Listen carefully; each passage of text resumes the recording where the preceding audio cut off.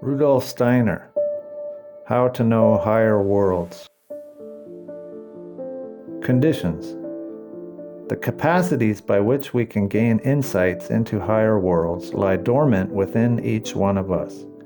Mystics, Gnostics, and Theosophists have always spoken of a world of soul and spirit that is as real to them as the world we can see with our eyes and touch with our hands. Listening to them, we can say to ourselves at every moment, I know that I, too, can experience what they talk about, if only I unfold certain forces within me that today still lie dormant there. All we need to know is how to begin to develop these faculties for ourselves. Only those who have already developed such powers for themselves can help us to do this.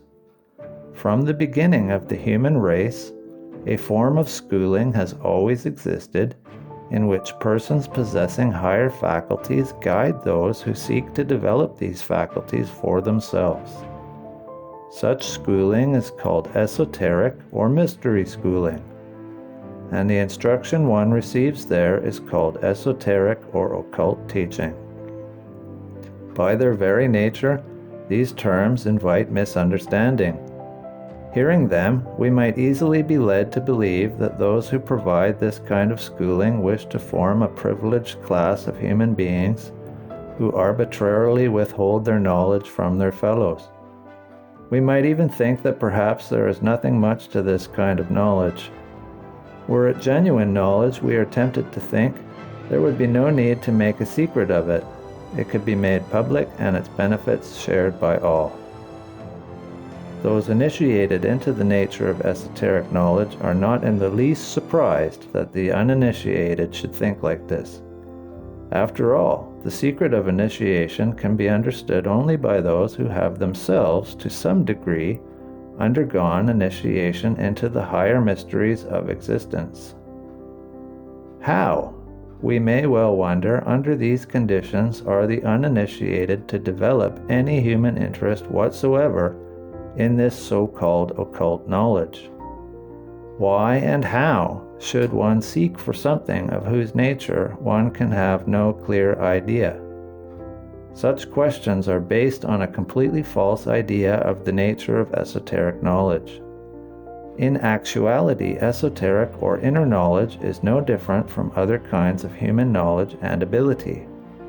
It is a mystery for the average person only to the extent that writing is a mystery for those who have not yet learned to write. Just as, given the right teaching methods, anyone can learn to write, so too anyone can become a student of esoteric knowledge, and yes, even a teacher of it, if he or she follows the appropriate path. Ordinary knowledge and ability differ from esoteric knowledge in one respect only.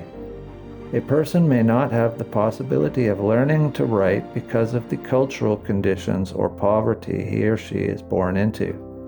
But no one who seeks sincerely will find any barriers to achieving knowledge and abilities in the higher worlds. Many people believe that they must seek out masters of higher knowledge wherever such masters may be found in order to receive teachings from them.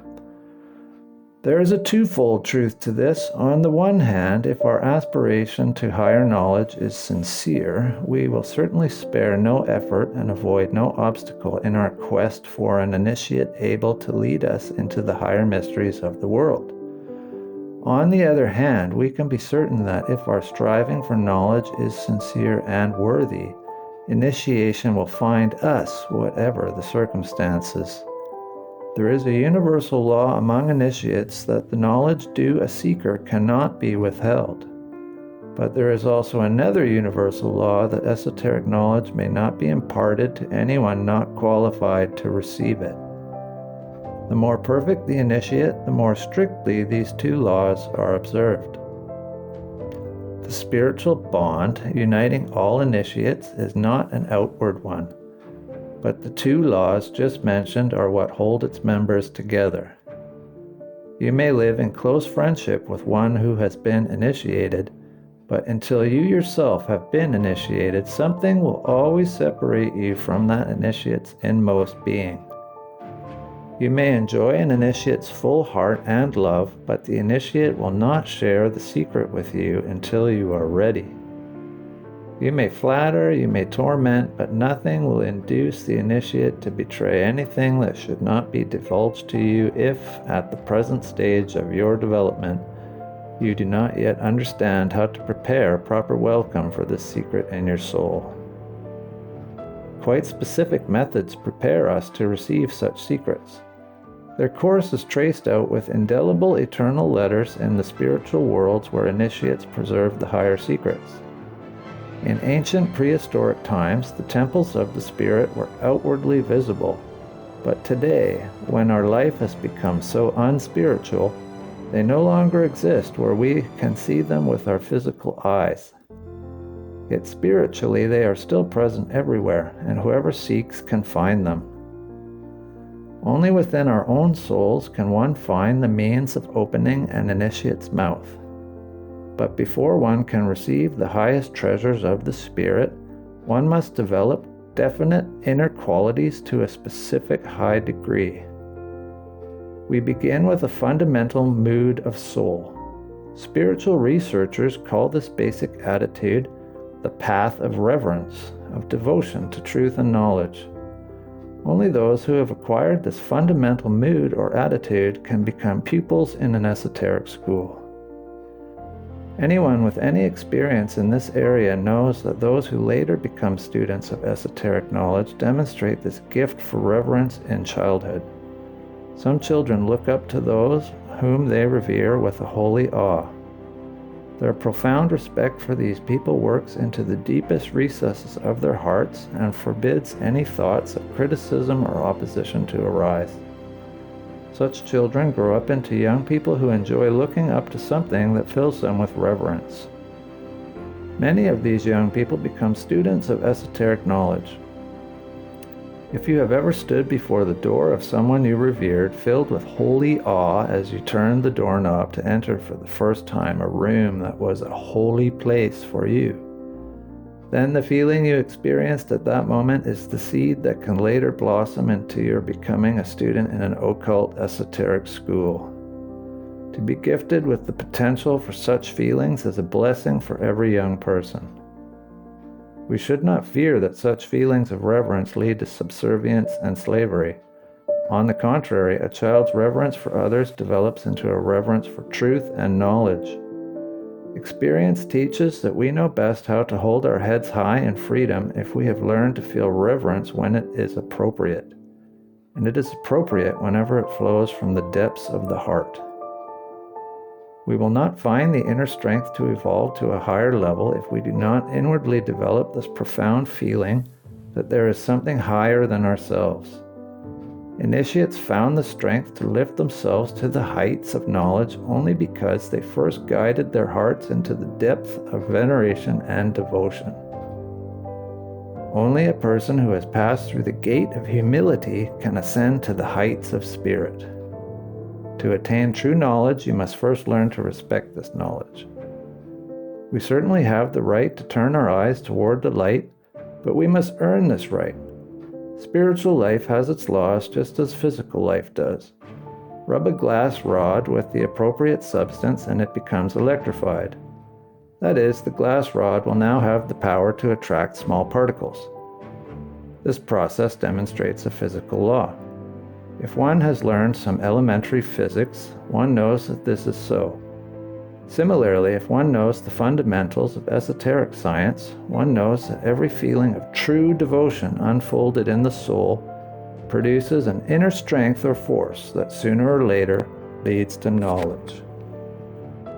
Whoever possesses an innate tendency toward feelings of devotion, or has been lucky enough to receive an education that cultivated those feelings, is well prepared in later life to seek the way to higher knowledge.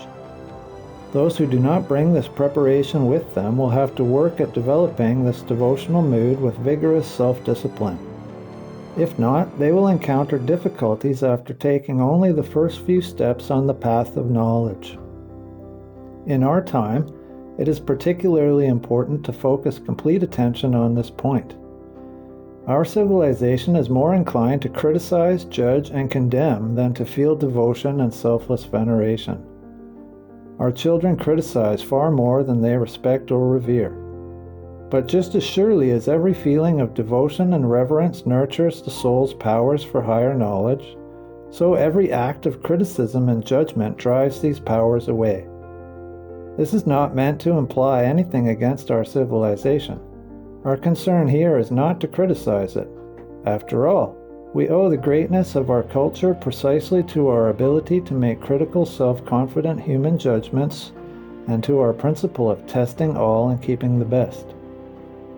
Modern science, industry, transportation, commerce, law, all these would never have developed without the universal exercise of our critical faculty and standards of judgment. But the price of this gain in outer culture has been a corresponding loss in higher knowledge and spiritual life. Therefore, we must never forget that higher knowledge has to do with revering truth and insight, and not with revering people. Nevertheless, we must be clear about one thing. Those completely immersed in the superficial civilization of our day will find it particularly difficult to work their way to cognition of the higher worlds. To do so, they will have to work energetically upon themselves. In times when the material conditions of life were still simple, spiritual progress was easier. What was revered and held sacred stood out more clearly from the rest of the world. In an age of criticism, on the other hand, ideals are degraded. Reverence, awe, adoration, and wonder are replaced by other feelings. They are pushed more and more into the background. As a result, everyday life offers very few opportunities for their development. Anyone seeking higher knowledge must create these feelings inwardly, instilling them in the soul. This cannot be done by studying, it can be done only by living. We must train ourselves vigorously in the mood of devotion. We must seek in all things around us, in all our experiences, for what can arouse our admiration and respect. If I meet other people and criticize their weaknesses, I rob myself of higher cognitive power. But if I try to enter deeply and lovingly into another person's good qualities, I gather in that force. Disciples of this occult path must always bear in mind the need to cultivate such admiration and respect. Experienced spiritual researchers know what strength they gain by always looking for the good in everything and withholding their critical judgment. This practice should not remain simply an outer rule of life, but must take hold of the innermost part of the soul. It lies in our hands to perfect ourselves and gradually transform ourselves completely. But this transformation must take place in our innermost depths, in our thinking. Showing respect outwardly in our relations with other beings is not enough.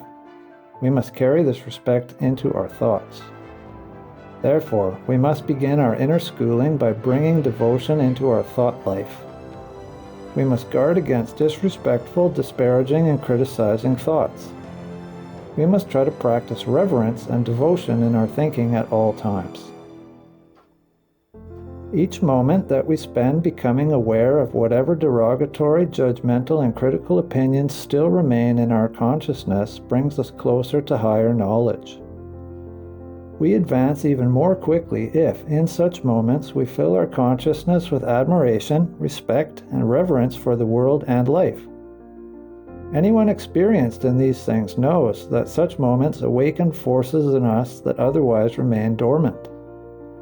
Filling our consciousness in this way opens our spiritual eyes. We begin to see things around us that we could not see before. We begin to realize that previously we saw only part of the world surrounding us. We begin to see our fellow human beings in a different way than we did before.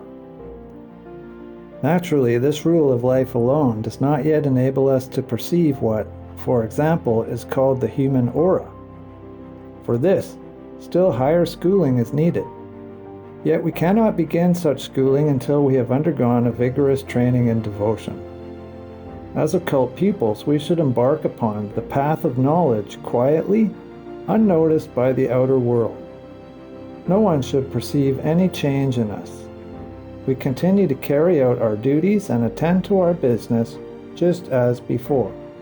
Changes occur only in the inner part of the soul, which is withdrawn from and invisible to the outer eye. At first, a basic mood of devotion to everything truly worthy of reverence suffuses our entire inner life. This one fundamental feeling becomes the center of our soul's life. Just as the sun's rays quicken all living things, so the reverence in us quickens all the feelings in our soul. At first glance, it is not easy to believe that all feelings of reverence and respect are in any way connected with knowledge. This is because we tend to see cognition as an isolated faculty that has no connection whatsoever with anything else going on in our souls. Thus we forget that it is the soul that cognizes. What food is to the body, feelings are to the soul. If we feed the body stones instead of bread, it will cease to function. It is the same with the soul. We nourish it with reverence, respect, and devotion. These make the soul healthy and strong, particularly for the activity of knowing. Disrespect, antipathy, and disparaging admirable things, on the other hand, paralyze and slay our cognitive activities. For spiritual researchers, these soul realities are visible in the aura. A soul that learns feelings of devotions and reverence changes its aura. Certain spiritual yellow-red or brown-red colors, as they may be called, disappear and are replaced by tones of blue-red. Our cognitive capacity increases. We now receive information about facts in our environment of which we were previously unaware. Reverence awakens a power of sympathy in the soul. This draws towards us qualities in the beings around us that would otherwise remain hidden. What we attain through devotion becomes even more effective when another kind of feeling is added. This consists in our learning to surrender ourselves less and less to the impressions of the outer world and develop instead an active inner life. If we chase after amusements and rush from one sense impression to the next, we will not find the way to esoteric knowledge. Not that occult students should become dull or unfeeling toward the outer world. Rather, a rich inner life should orient us in responding to impressions. A person rich in feeling and deep of soul who passes through a beautiful mountain landscape will have a different experience from one whose inner life is poor in feeling. Inner experience is the only key to the beauties of the outer world. It depends upon the inner lives we have developed, whether, when we travel across the ocean, only a few inner experiences pass through our souls, or we sense the eternal language of the world spirit and understand the mysterious riddles of creation. To develop a meaningful relationship to the outer world, we must learn to work with our own feelings and ideas. The world around us is filled everywhere with the glory of God, but we have to experience the divine in our own souls before we can find it in our surroundings. As students of occult knowledge, we are told to create moments in life when we can withdraw into ourselves in silence and solitude. In these moments, we should not give ourselves up to our own concerns. To do so would lead to the opposite of what we are striving for. Instead, in such moments, we should allow what we have experienced, what the outer world has told us, to linger on in utter stillness. In these quiet moments, every flower, every animal, and every action will disclose mysteries undreamed of. This prepares us to receive new sense impressions of the outer world with eyes quite different than before. If we seek only to enjoy, consume one sense impression after another, we will blunt our capacity for cognition. If, on the other hand, we allow the experience of pleasure to reveal something to us, we will nurture and educate our cognitive capacities. For this to happen, we must learn to let the pleasure, the impression, linger on within us while we renounce any further enjoyment, new impression, and assimilate and digest with inner activity the past experience that we have enjoyed. Here we must face a great hurdle, and with it a great danger. Instead of working inwardly, we can fall into the opposite and indulge our enjoyment to the full. We should not underestimate the boundless sources of error opening up for us here. For we must pass through a throng of tempters of the soul, all of whom seek to harden the eye and enclose it in itself. As students, it is our task to open the eye to the world. And because the outer world can approach us only through sensory impressions, we must certainly seek for pleasure there. If we become indifferent to enjoyment, we become like plants that can no longer draw nourishment from their environment. On the other hand, if we stop at mere pleasure, we become shut up in ourselves. We might have meaning for ourselves, but we will have none for the world. No matter how intensely we live in ourselves and how much we cultivate our I, the world will then cut us out. As far as the world is concerned, we shall be dead. As esoteric students, we regard pleasure only as a means whereby we can become nobler for the sake of the world. Pleasure becomes a messenger instructing us about the world. After we have taken in the teaching it provides, we move on to inner work. The purpose is not to accumulate learning as our own private store of knowledge, but to place what we have learned in the service of the world. One fundamental principle of esoteric science, taught in every form of schooling, must never be violated if we wish to achieve our goal. Every insight that you seek only to enrich your own store of learning and to accumulate treasure for yourself alone leads you from your path. But every insight that you seek in order to become more mature on the path of the ennoblement of humanity and world evolution brings you one step forward. This fundamental law must always be observed. Only if we make it the guiding principle of our lives can we call ourselves genuine seekers after higher knowledge. This truth of esoteric schooling may be summarized as follows. Every idea that does not become an ideal for you kills a force in your soul, but every idea that becomes an ideal for you creates forces of life within you. At the beginning of esoteric training, the student is directed first to the path of reverence and to the development of an inner life. Spiritual science then provides practical rules which, when observed, help us to follow this path and develop an inner life. These practical rules are not arbitrary. They are based on age-old experience and wisdom. They are given in a similar manner wherever ways to higher knowledge are taught. All true teachers of spiritual life agree upon the content of these rules, though they may not always express them in the same words. Any apparent differences are only minor and are due to facts we need not discuss here. No teacher of spiritual life exercises dominion over other human beings by means of such rules. Such teachers do not seek to restrict anyone's autonomy. Indeed, there is no better judge and guardian of human independence than a spiritual researcher. As we said earlier, a spiritual bond connects all initiates, and two laws hold this bond together. But when initiates leave their closed spiritual circle and appear in public, they are immediately subject to a third law.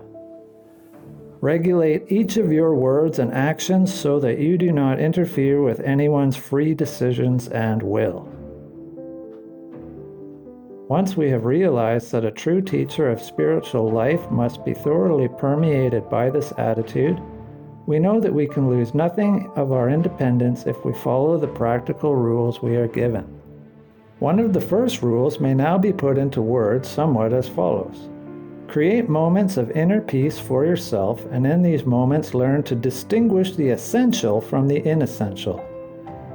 Here, as I said, it is put into words, but originally all the rules and teachings of spiritual science were given symbolically in a sign language. Whoever would learn the full meaning and import of these rules must first understand this symbolic language. Such understanding, however, depends upon having taken the first steps in spiritual science. To take these steps, one must observe closely the rules presented here. The way stands open to anyone whose will is sincere. The rule concerning moments of inner peace is simple. Following it is also simple. However, the rule leads to results only when the practice of it is as sincere and rigorous as it is simple. Therefore, it will be plainly stated how this rule is to be followed. As students of the Spirit, we must set aside a brief period of time in daily life in which to focus on things that are quite different from the objects of our daily activity. The kind of activity we engage in must also differ from what occupies the rest of our day. This is not to say, however, that what we do in the minutes we have set aside is unconnected with the content of our daily work. On the contrary, we soon realize that if approached in the right way, such moments give us the full strength for completing our daily tasks. We need not fear that following this rule will actually take time away from our duties. If someone really cannot spare any more time, 5 minutes a day are sufficient. What matters is how those 5 minutes are used. In these moments, we should tear ourselves completely out of our everyday life. Our thinking and feeling lives should have a quite different coloring than they usually have. We should allow our joys, sorrows, worries, experiences, and actions to pass before our soul. But our attitude towards these should be one of looking at everything we have experienced from a higher point of view. Consider in ordinary life how differently we perceive what other people have experienced or done from the way we perceive what we ourselves have experienced or done. This must be so. We are still interwoven with what we experience or do. But we are only onlookers of other people's experiences or acts. In the time we have set aside for ourselves, then, we must strive to view and judge our own experiences and actions as though they belong to another person.